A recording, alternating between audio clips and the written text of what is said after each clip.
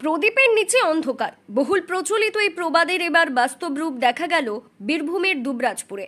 বীরভূমের দুবরাজপুর পৌরসভার 2 নম্বর জল ট্যাঙ্কি রয়েছে যে এলাকায়, সেই এলাকার বাসিন্দারাই পান না পানীয় জল। এমনকি যে এলাকার কথা বলা হচ্ছে সেই এলাকায় পৌরসভার জল ট্যাঙ্কি থাকার কারণে পাড়াটির এখন প্রচলিত নাম জল ট্যাঙ্কি পাড়া হয়ে গিয়েছে।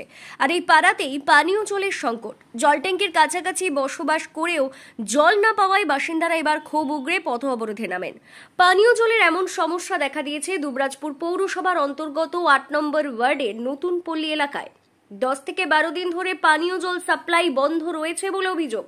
এবং এই পরিপ্রেক্ষিতে মঙ্গলবার দুবরাজপুরের আশ্রম মোড় থেকে সাতকিন্দুরি যাওয়ার বাইপাস রোড অবরোধ করেন স্থানীয় বাসিন্দারা। বাঁশ বেঁধে ঘড়া, কলসি ও বালতি নিয়ে এলাকার মহিলা পুরুষ একত্রিত হয়ে পথ অবরোধ করেন। প্রায় 35 মিনিট পথ অবরোধ চলার পর পুলিশের আশ্বাসে অবরোধ তুলে নেন বাসিন্দারা।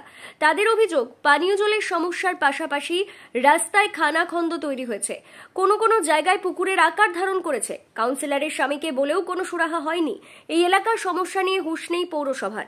এমনকি স্থানীয় জনপ্রতিনিধিকে সমস্যার কথা জানাতে গেলে তিনি তাদের সাথে দেখা করেন না বলেও অভিযোগ।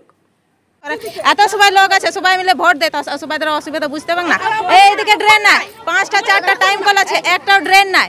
জল রাস্তা রাস্তা সব দিকে যেছে, সেটা তো সবার দিকে ধ্যান দিতে হবে। এই 10-12 দিন থেকে জল দিচ্ছে না। এই কলে কলে জানো আমাদের এত ঝামেলা হচ্ছে কি আমি পরশু মার খতম জলের কারণে 2-3 ঘোড়া জল, হ্যান্ড পাম্প আছে, হ্যান্ড পাম্পও খারাপ, ওটা তারে বেঁধে বেঁধে আমরা জল ভরছি। সেটা এখানে লোক কেউ দেখতে যেতে খুঁজে না। ভোটের টাইমে সবাই আসছে, এই সমস্যাটা দেখবে না। এতদিন থেকে ট্যাঙ্কি জল আসছে না।